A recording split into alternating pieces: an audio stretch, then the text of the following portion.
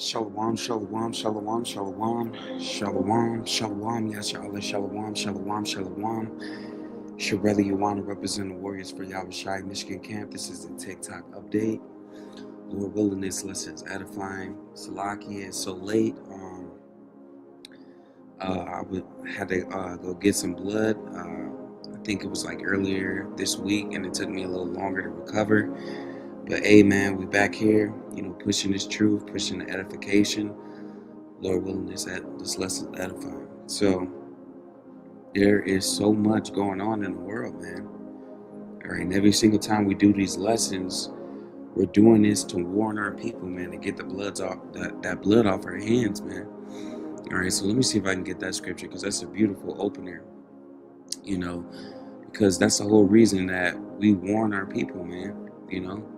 Because it is a lot of things that's coming, that's going to happen in this society, man. A lot of our people, they have no idea what's in store for 2026. All right, so we're going to get Ezekiel chapter 3, and we're going to start it from 17. Okay, let's get it from 16. And it came to pass at the end of 7 days that the word of the Lord Yahweh Ba'ashem Yahushai came unto me, saying, Son of man, I have made thee a watchman unto the house of Israel. Therefore, hear the word at my mouth and give them warning from me. So the Lord, Yahweh, all right, who the world Italy calls Yahweh, God, okay, and his son, Yahweh Shai, who the worldly called Jesus Christ, all right, have set up certain men to go out to the highways and byways to teach this truth, the elders and apostles of great millstone in the like-minded camps. Okay, our job as Israelite men, all right, is to go out there and warn the people, okay, to tell the house of Israel and these heathen nations, what's to come. Ezekiel 3 and 18. When I say unto the wicked, thou shalt surely die, and thou givest him not warning, nor speakest to warn the wicked from his wicked way, to save his life, the same wicked man shall die in his iniquity, but his blood will I require at thine hand. So if you are a man in this truth, you know the scriptures, the knowledge, wisdom, understanding from the elders and apostles of great millstone in the like-minded camps. Your job as a man, all right, of the Lord, is to push this truth, man, throughout the four corners of the earth, whether it be, doing sit-down lessons, walking talks, driving talks, whether it be, highways and byways, telling family members of things to come or friends, certain people to warn them. All right, that's getting that blood off our hands. But if we don't tell them and we don't warn them, of things like the MOTB, which is the mark, the Neuralink, you don't warn them about the Civil War, the race wars, the gang wars to come.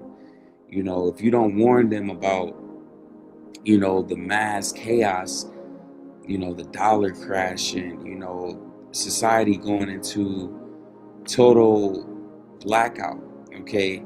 If you don't warn them, they won't know, okay? Because these Christians aren't warning them. The Catholics aren't warning them. The Muslims, these different heathen religions, they're not warning the people of what's to come. So if you don't warn the people, what's to come. That blood is on your hands, all right?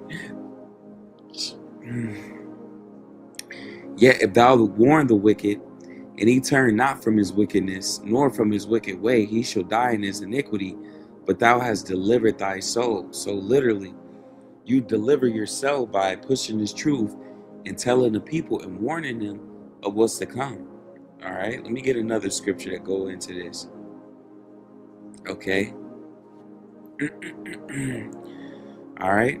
So this is Revelations 2 and 19. I know thy works in charity and service and faith, by patience in thy works, and the last to be more than the first. You see? So you, by going out there to the highways and byways, how about Shimi Awashai is telling you, he's watching you, he sees the work that you do, he sees the lessons you do, the highways and byways out there in the cold, windy days, broken phones, lost equipment. The Lord sees, when these heathens come up to you, or when 2/3 is, pushing you. All right. But literally, by us going out to the highways and byways, that's us showing faith. All right. You're showing faith, that you believe in this thing. All right. That you're showing faith that you trust in Yahweh Shemi Awashai, man. All right. So this is First Peter 4:8, and it says, above all things, have fervent charity among yourselves, for charity shall cover the multitude of sins. So literally, by you doing these lessons, you're covering the multitude of sins. All right, you're redeeming yourself. You're getting that blood off your hands. All right. So let's get into some of these things that's going on, and Lord willing, that's edifying. So let's get it. US right now. This is the AI roundup, and are getting paused all over the US right now. This is the AI roundup, and I just searched data center moratorium in the news tab, and look at all these articles. This goes on for a while. North Carolina, Michigan, Colorado, to name a few. And it looks like it is getting harder for data center developers to just quietly walk right into a community without any sort of scrutiny. A year ago, even 6 months ago, you would not see this. And now cities and counties are taking a break to research AI data centers before they take any action. Now, I know this has got to be frustrating for people who live where these are popping up at the speed of light. Texas, for example, is the #2 state for these. The reality is, for some cities, the people elected, remember, I said elected to represent you, they've already got their mind made up. They've signed the NDAs, and they're going to approve that project no matter what, because they want to make the town a data center town, no matter the cost. But they can't say anymore that they don't know or try and talk down the impact of these facilities, because the word's out already all across the country. This is a story about why community involvement matters. This does not happen without communities demanding transparency and action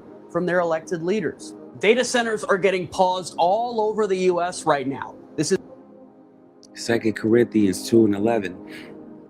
Lest Satan shall get an advantage of us, for we are not ignorant of his devices.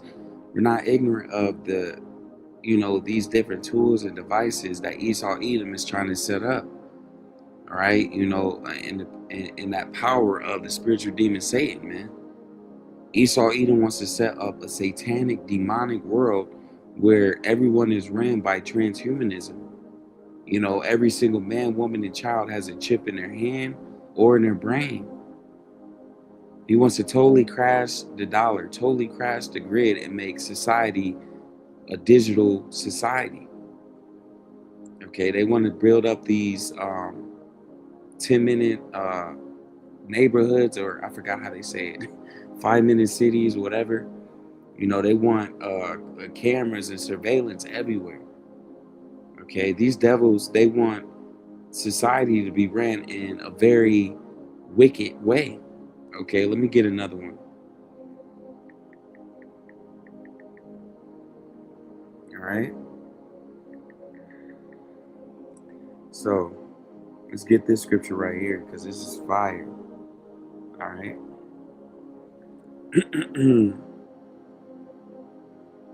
Man. Salakia. Job 9:24. The earth is given into the hand of the wicked. He covereth the faces of the judges thereof, if not where, and who is he? So the world is ran by the wicked, Esau Edom, the so-called white man. He's in charge of, the different businesses, the different companies. He's in charge of the different things that happen to your water, your food. He's in charge of the different chemicals that's, going into your laundry detergents, your soap, your toothpaste, your shampoo, your body wash. We're the so-called black man, Latino, Native American man. We're not behind any of this. Okay, we don't have any power. The heathen nations, the Arabs, the so-called Chinese, they don't have the power. The one that's in charge right now is Esau, even the so-called white man. All right, let me get this scripture going into that too. Man.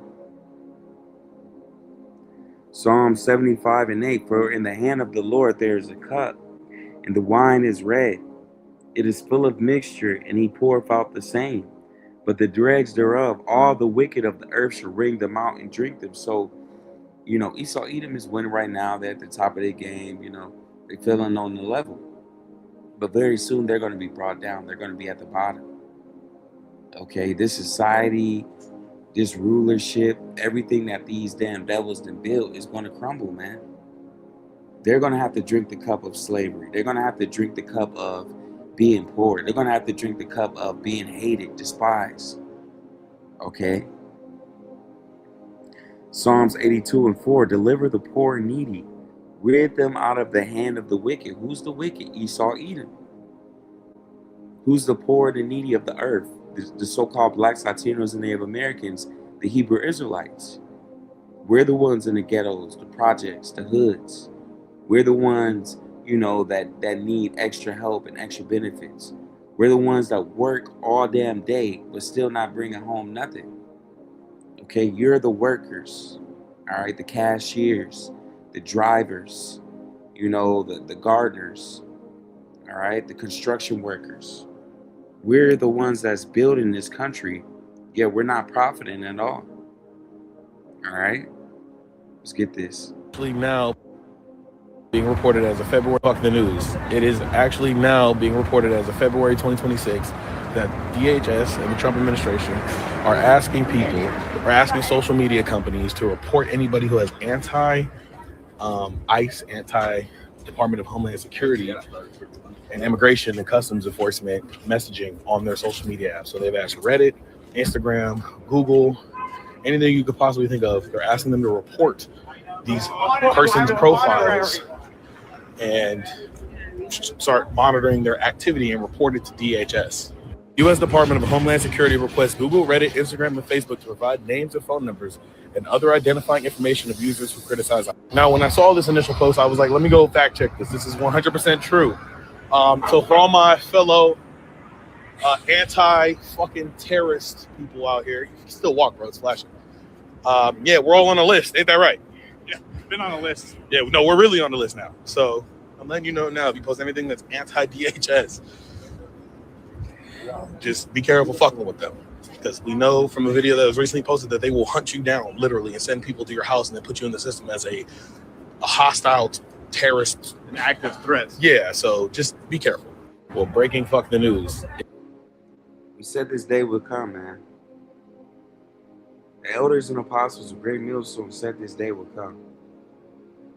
The videos of edification, the knowledge, wisdom, and understanding, all right, they're going to come after the elect of Israel. They're going to come after those that are against the system.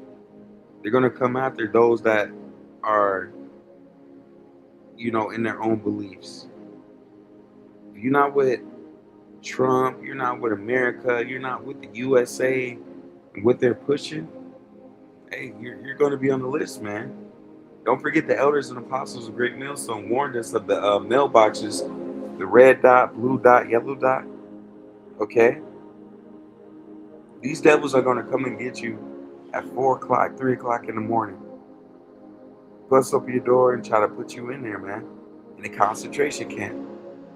They put you on one bus, your woman on the bus, and your kid on another.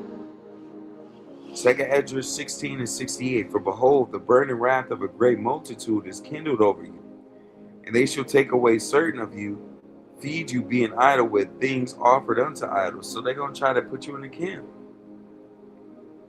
All right, they're pissed off. They're mad. They want to come after the elect of Israel. These elites, they're getting old, man. They don't have time. They have to implement their plans. Project 2025, Agenda 2030. All these plans have to go through. And they that consent unto them should be had in derision and reproach and underfoot and try to underfoot. So if you down with this system, you down with the grid, you accept anything Esau Edom do, you take the chit, you do whatever this damn devil tell you to do, you're going to be trodden down. You're going to be destroyed by Esau Edom, by these UN troops, by these damn devils, man. For there should be in every place in the next cities a great insurrection upon those that fear the Lord. So everywhere you look, Esau Edom is going to implement drones, robo-dogs, UN troopers, army men, National Guard, whatever you can muster up to round up the Israelites, to put you in the camp, to round up the people that's against this system. It says they shall be like madmen, sparing none, but still spoil it and destroying those that fear the Lord. For they shall waste and take away their goods and cast them out of their houses. Then it shall be known who are my chosen, and they shall be tried as gold in the fire. So literally, they're going to be coming in like madmen. They're going to be breaking in your house, going crazy, trying to round you up. They're not going to care about if you're young, old, a woman, a child, okay? They're going to try to come after you, man. This is 2nd Ezra 16 and 71. 74. Hear, O you my beloved, said the Lord, behold, the days of trouble are at hand. What days of trouble? Jacob's trouble. Your pastor's not telling you about that. These different people, they're not telling you about that. Why are they not telling you? Okay, because they know very soon all hell is going to break loose, man. All right, they want to have you caught off guard. All right, let's get some more. Lawsuit is crazy. So if you've ever used YouTube, which I know you have, you're definitely really going to want to hear this. Apparently, YouTube was tracking what kids were watching and selling that information to third-party companies so they could send the children targeted ads. Super illegal. This case covers almost a decade, so this was happening when me and you were kids. The good thing is that everyday users like me and you can apply to be a part of the lawsuit and get compensated. You can see if you're eligible using the Claimhood Class Action Lawsuit app. Just take a short quiz to see if you qualify and then apply right. I'm a financial expert, and the question that I've been getting the most over the past couple months or so is when will things return to normal in terms of the economy and money? And it's a really hard question to answer because I don't think the normal that people are thinking of will ever exist again. And I want to talk about 5 current things happening in the economy that has happened really in 2025 that I think will continue in 2026, and how to be thinking about kind of your money and the economy going forward. So I think the biggest story of 2025 was the prosperity paradox, or the vibe session, where the economy looked great on paper or in headlines, like the stock market did well. There's relatively low unemployment. There was positive GDP growth. But if you talk to most people, they were struggling financially. The prices, because of inflation going up, was really hurting a lot of people's wallets. We experienced a K-shaped recovery where rich people were doing great and everybody else was struggling. So the economy was quote unquote working on paper, but not for most people. And so then you get the second trend, which is the affordability lockout, where you have these high prices that have really not kept up with wage growth. And on top of that, while inflation has stayed pretty steady around between 2 or 3% over the past year, the actual cost for daily goods and services has gone up way more than that. If you think about groceries, car insurance, utilities, etc. And that disproportionately hurts people that are lower income because they are spending a larger amount of their paychecks on daily goods and services. So their budgets are getting hurt. They're feeling the stress more. And on top of that, the other big thing is the job market. And I think most people are aware of how just weird and frozen the job market has been. It's no hire and no fire, though layoffs are starting to pick up, which I think we'll continue to see into 2026. And on top of that, people that are looking for jobs right now know how horrible it feels with AI, where they're just applying to dozens and dozens of jobs and not hearing back. And it's just been kind of this overall shit show.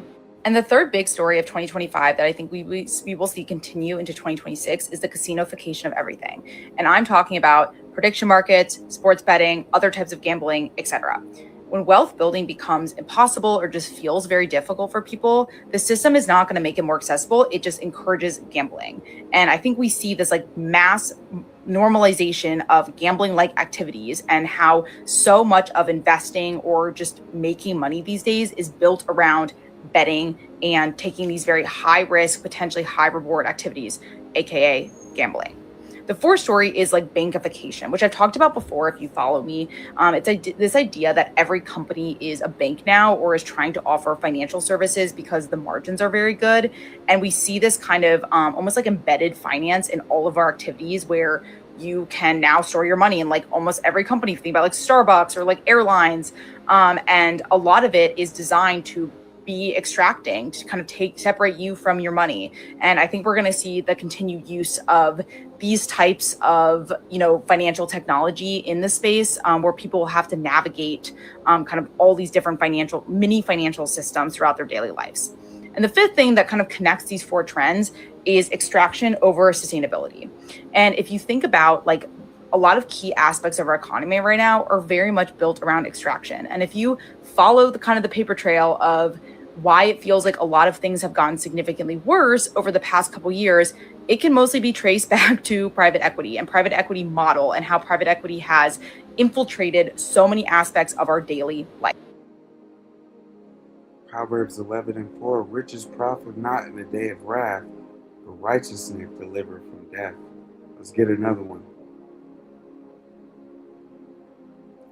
Zephaniah chapter 1. Let's get it from 13. Therefore their goods shall become a booty, their houses a desolation. They shall also build houses but not inhabit them.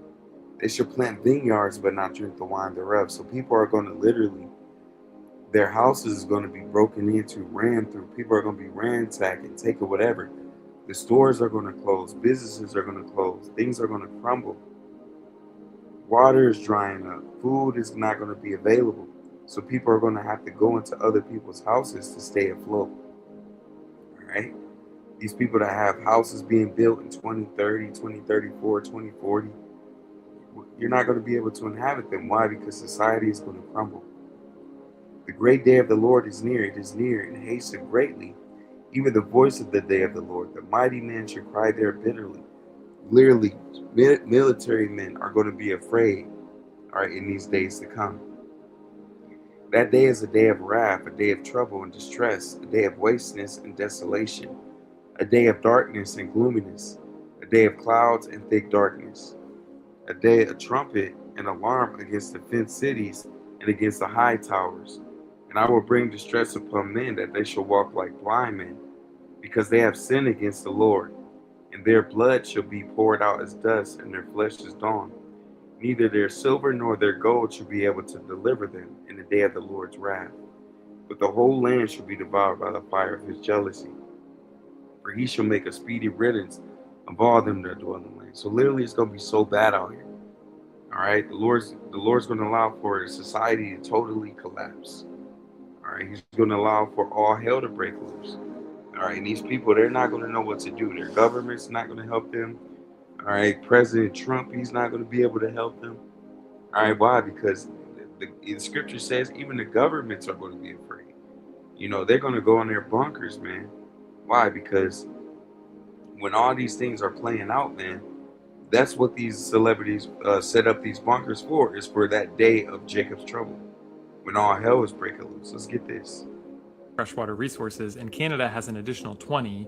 And the UN today declared that the global freshwater bankruptcy era has begun, where we've run out. So today we're going to talk about the water wars on my series, Actually What's Happening, where we get away from breaking news and we talk about big global trends and topics. I'm not saying that like the global water shortage is the main thing that's like impacting all of geopolitics right now, but I'm not saying that. And today the UN did release a report that said we're in global bankruptcy, and they're like saying basically like we've been saying there was a water shortage, and like that's a thing where we're pulling out more than we should, and we should probably be careful about that and watch that. And then later they were like, well, we're having a lot of water crises, which is like a one-time major event from a drought or whatever, and we should try to get back to normal. And now they're saying there's no going back to normal. We're in trouble. We need to make major changes. And they're like all these crazy things that are in this report that you should read. And they show this chart about water conflict on the rise that I think is like really important for all of us to watch, because look at how that is like going up so fast. And I started thinking like, who has the most freshwater resources in the world now? Probably.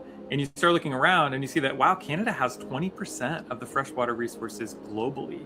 And 7% of those are renewable freshwater resources, which is a lot for the number of people out there. And then you look and you see that Greenland has 20% of the freshwater resources globally, if you count glaciers. And you start to wonder, maybe that's why these crazy pictures are being posted and why my country is acting insane, or at least it's a contributing factor, right? And when you start looking at how water impacts everyday life and especially politics places, you start to see things like this headline from The Guardian that shows that in Iran, there's been a major water shortage for several years. And they reached day zero back in December, where like basically like they're out of water, right? And that's happened because of many years of damming and overusing their aquifers and like mismanagement of water that's happened across many regimes. But the impact is that like that water is being used for things like irrigation for crops, and also people have to like drink that water, and it's used for like a lot of purposes, and that increases the prices of a lot of things. And many people are now saying that that is a major contributing factor to the protests that are happening in Iran, because they're running out of clean drinking water. And scientists in South Korea just put out a report that showed that those day zero events that have happened in a few places around the world, South Africa and Mexico City, we've talked about recently, could happen in 3/4 of drought-prone areas on Earth before the end of the century. And I think it's important to remember that the Earth is mostly water, right? And like less than 1% of global fresh water, which is like a percent of all the water on Earth, is in like surface waters, which is like lakes and rivers and stuff like that. But we use, now stick with me here, it's a small percentage of all the water on Earth, but those like surface waters, like rivers and lakes and stuff like that, we use that for about 50% of what we use for fresh water around the world now. And so it's really important what happens to rivers and lakes and watershed and stuff like that. And this month I wanted to learn a little bit more about that. So I read this book, Is a River Alive, which was like very informative. I don't know if it was my favorite book, but he, like this author goes and So this world is gone, man. It's dried up. It's going down the drain. Like Elder Apostle Gabar always say, the world is literally circling the drain. It's over, man. All right, we're never going back to the new norm. We're never going back to make America great again. This place is finished, man. Amos 8:11. Behold, the days come, said the Lord Yahweh, that I will send a famine in the land. Not a famine of bread, nor a thirst of water, even though that's what's coming. There's going to be a famine of bread. There's not going to be food out here like that. Only the elect are going to be able to eat. All right? Everybody else in America, they're going to suffer, man. 2/3 of our people, they're going to suffer. These heathen nations, they're going to suffer. You know, that's left over here. There's going to be a shortage of water. Okay? What the brothers, what this Edomite is telling you. You know, the brother's been telling you, the elders and apostles of Great Millstone been telling you, all these different stores, they're going to shut down. All right? But of hearing the words of the Lord. So it's going to be a famine of hearing Yahweh Shem Yahushai's word. Esau Edom's going to take the internet away. He's going to shut down all these different pages. He's going to take away that access. Amos 8:12, and they shall wander from sea to sea. You're going to go from place to place.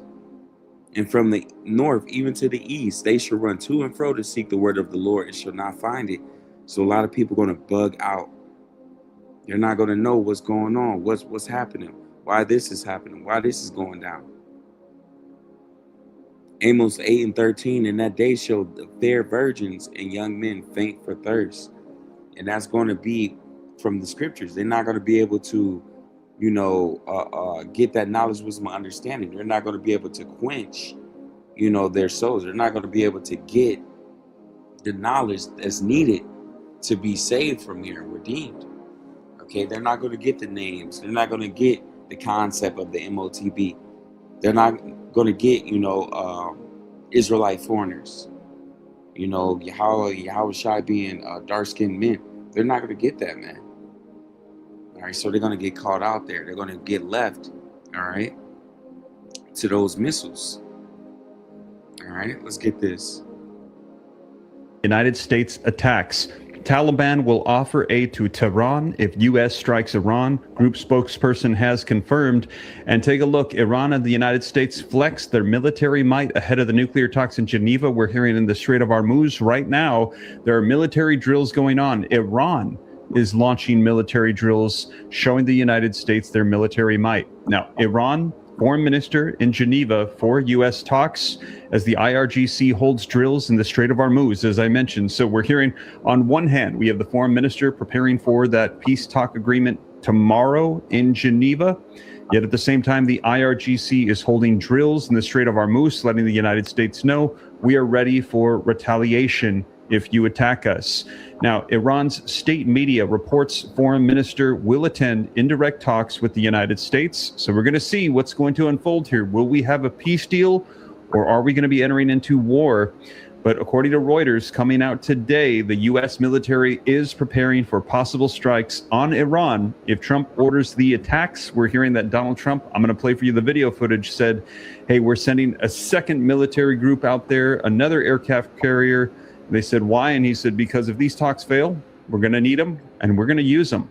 And take a look. The U.S. and Iran are to resume their nuclear talks, and Israel is pressing for the strike option. The nation of Israel is saying, strike Iran. We have a window of opportunity. Now is the time.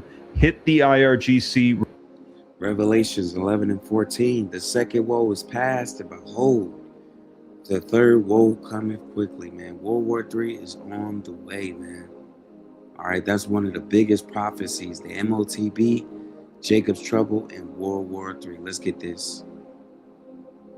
We once knew the economy we are never going back to normal. And what I mean by that is the economy that we once knew, the economy that our parents, grandparents, and even the generations before us by 5 to 10 years knew, we're never going to go back there. I saw a curator, and I'll tag her below, make a really good point about this subject of how we kind of live in a casino market, a casino economy where people are highly leveraged and basically running out of hope in regards to what they can accomplish in regards to job security, job opportunity, housing, children, etc., due to what's currently going on. And not to be scary or to fear monger, but it brings up a really good point of how the trajectory and those who will be able to kind of manage this headwind will survive over the next 5 to 10 years. I do hope that there is some clarity that does come and things do make sense, but at the end of the day, everything is for profit. No longer can a company grow by 1 to 2% a year without, and Wall Street and financing companies and private equity, rewarding that. Unfortunately, that's not how life works anymore. And the disparity from the top 10% to the 1% and everybody else is becoming extremely, extremely larger, and it's not getting any close, right? Because you have to also take into account, why would somebody who's in the top 1% care about and try to do things for the bottom 50% of people? That's just not how it works, right? And what was normal 10 years ago or even just 5 years ago will no longer be normal going forward. And we have to figure out ways to get around that, right? And that's why we're seeing the rise of gambling, predictive markets, people not having children, and things of that nature. So I just wanted to put that out there. How are you guys navigating that? What are your thoughts on? This world is not ready for what is about to come. This world is about to experience the greatest collapse ever. You are about to see people lose their minds. Stores close, dollar crash, banks empty. People are in complete chaos, man. That's what's on the way. There's no more love, man. Only destruction is coming to Babylon the Great. Shortage. And this doesn't just mean we need to start reserving water right now, because we are now entering an era where there is a water shortage. And this doesn't just mean drinking water. This means you won't be able to take a shower, do your laundry, do your dishes, brush your teeth, or even give your pets clean water. And that is only a handful of examples. And the reason why there is becoming a shortage of clean drinking water is really because of climate change and AI, which is something that we can all control and contribute to. And ever since AI came out, I have always told people that this is going to be terrible for artists, and I didn't even know this was going to be this bad. So not only it's coming, man. This is why they want you to attach your ID to all of your online accounts, not to protect the children, not to make sure that the wrong person doesn't watch the wrong adult video. This is why they want your actual identity attached to all of your online accounts. This is why they want you to attach your ID to all of your online. So federal judges across the country are now warning that ICE's lawlessness is beginning to strain the entire judicial system. And when we look at what these judges are saying, it shows that it is happening at literally every single stage of the process. It starts with an illegal arrest, which we have had thousands and thousands of. Then these judges are ordering people to be released, and ICE is holding them anyways, sometimes for weeks after the rulings. Judges are ordering people to not be deported, and then ICE deports them anyways. So judges are having to track people not only across the states, but across countries. ICE has been transferring people very quickly and very quietly in a way that makes it nearly impossible for these judges and these attorneys to keep track of them. Once people are finally released, they are being dumped from detention centers that are far from their homes without any of their personal belongings, without their phones and their wallets and their documentation, even proper clothing. So these judges have to step in yet again in order to get their personal belongings back and in order to ensure that their orders are actually being followed. So we now have federal judges telling us this isn't about immigration, this is about due process. These courts are having to constantly monitor and correct a federal agency that is supposed to be bound by the law. And they are treating these laws as suggestions, which obviously puts our entire legal system on very unsteady grounds. And we know that historically, once due process erodes for one group of people, it doesn't stay contained. So federal judges across the country are now warning that ICE's lawlessness is beginning to strain the entire judicial system. And when we look at what these judges are saying, it shows that it is happening. This is important if you are an American who has criticized ICE on social media, because the federal government is asking big tech to identify Americans who criticize ICE on social media. According to the New York Times, the Department of Homeland Security has sent hundreds of requests to these social media platforms to release information on many different people. Those requests went to everyone from Google to Meta, which is Facebook and Instagram, and on other platforms such as Reddit and Discord. Discord's important to know because starting in March, you need to actually upload a copy of your ID in order to see quote-unquote restricted content, in which, yes, looking at violent videos is under that. In the subpoenas that DHS has sent to these companies, they're looking for names, emails, phone numbers, and data location for anyone who is unnamed on social media. AKA, these companies are being asked to unmask who these users are, even though they don't want to be known on social media.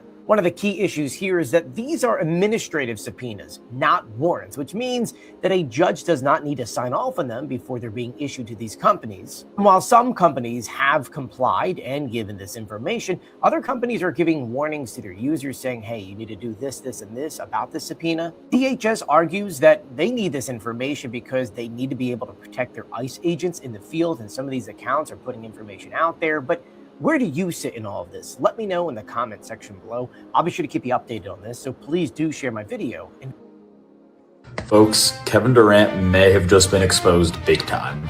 So for context, just before the All-Star game this last weekend, a bunch of leaked messages from an account called Get Off My Blank and Get Higher came out in what has now officially been dubbed the NATO is warning that any attack that Russia does on the Baltics is actually going to result in deep strikes inside of Russia. That is what the Estonian foreign minister just delivered during an interview to the Telegraph during the sideline of the Munich Security Council meetings. To quote him, he goes on to say, "We'll bring the war to Russia and we'll have very deep strikes very far into Russia. We know exactly what to do." Adding later, that is why we're now speeding up our investments and developing our capabilities. It's why we're now investing 5% of our GDP on defense in our region. This all comes on many different changes. One, the change that NATO, well, their airspaces keep on getting violated by the Russians. And I think we're slowly realizing that a lot of countries are not prepared. So Lord willing, us was edifying, man. It's just, it goes to show you, man, we here. It's only going to get worse from here, man. With that being said, I want to give all praise, honor, and infinite glory to Yahweh, Bahashim, Yahweh Shai, Bahashim, Rakakodash. Double honors to the elders and apostles, the great millstone, who that teach what taught us truth. And a hearty shalom to the Akim, Akwa, Shalom.